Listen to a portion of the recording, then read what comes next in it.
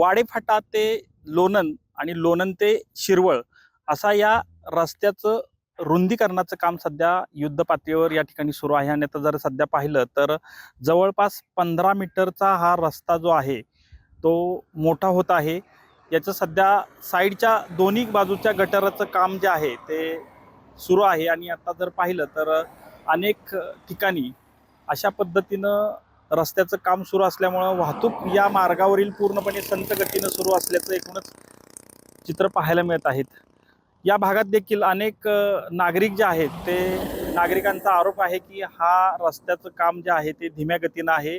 अवजड वाहतूक बंद करावी अशी मागणी देखील या ठिकाणाहून होत आहे. वारंवार या ठिकाणी वाहतूक कोंडी होत असल्यामुळं नागरिकांची एकच मागणी आहे की लवकरात लवकर हे जे काम आहे ते पूर्ण करावं.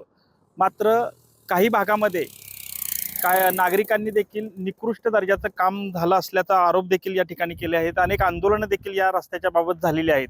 त्यामुळं लवकरात लवकर हे काम पूर्ण करावं अशी मागणी जी आहे ते या ठिकाणचे नागरिक करताना पाहायला मिळत आहेत. कॅमेरामन आमिर शेखसह संतोष नलावडे, TV9 मराठी, सातारा.